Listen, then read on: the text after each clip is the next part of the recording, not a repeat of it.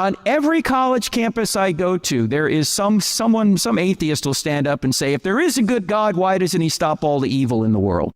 Well, here's a situation in the Old Testament where God says, that's it, we got to stop this. And the atheists are complaining about it. Look at here, shit for brains. We're complaining because God isn't stopping the child sacrifices. If God was stopping the child sacrifice as if to sort of save the children, then why would he specifically tell the Israelites to go ahead and kill all of the children, along with the non-virgin women? And it's a really fucked up solution to stop child sacrifice by just going ahead and killing all of the children. Well, if we go ahead and we kill all these kids, then I guess they got nobody left to sacrifice, so this is really for the best.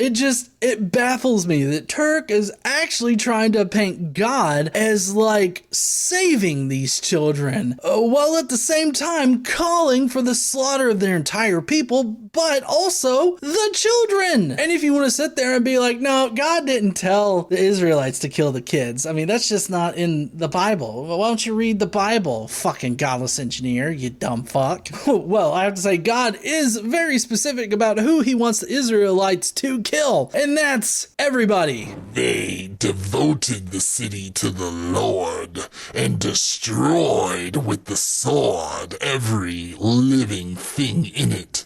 Men and women, young and old, cattle, sheep, and donkeys. So, God wanted them all dead. Not just the war-fighting men, but every living thing. He also did the same thing to the Midianites, simply for mixing with the Israelite population.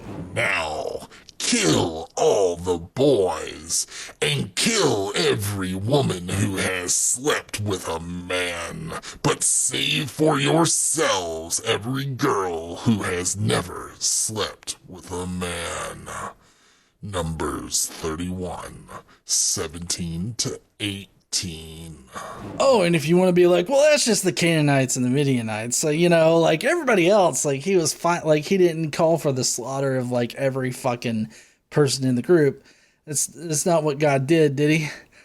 Where's my Bible? Oh, no. In fact, God has specifically stated that this kind of savagery should extend to all of the people groups that God didn't like. And he made sure to list off all of them. However, in the cities of the nations the Lord your God is giving you as an inheritance, do not leave alive anything that breathes. Completely destroy them, the Hittites, Amorites, Canaanites, Pezerites, Hivites, and Jebusites, as the Lord your God has commanded you. Otherwise they will teach you to follow all the detestable things they do in worshiping their gods, and you will sin against the Lord your God. Deuteronomy 20:16 to 18.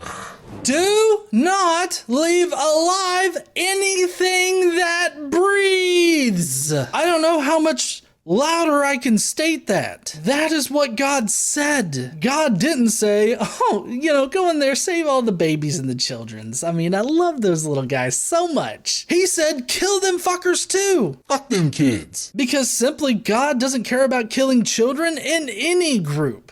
So God says it's time to judge this nation, these people, and he does.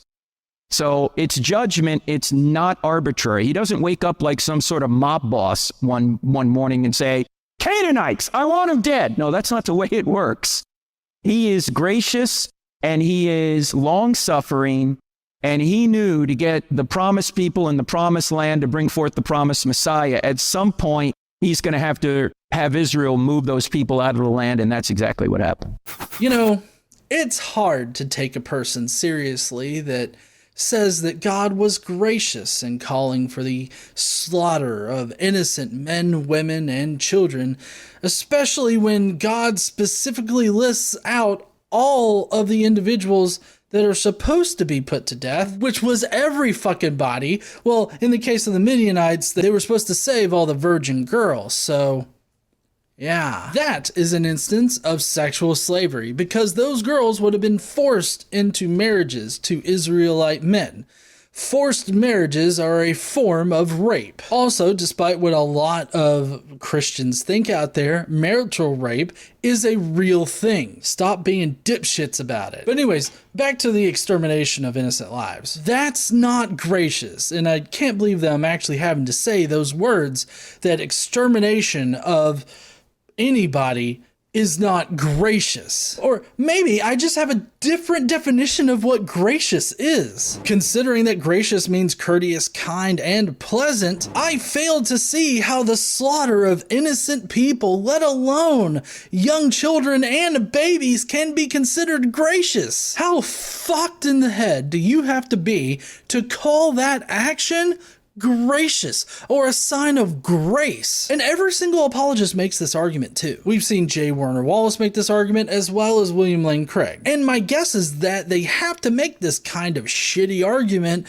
in order to maintain that God is omnibenevolent and the arbiter of morality. But as we've seen in this video, God does not care about the moral actions that people commit. He only cares about whether or not you believe in him. That's it.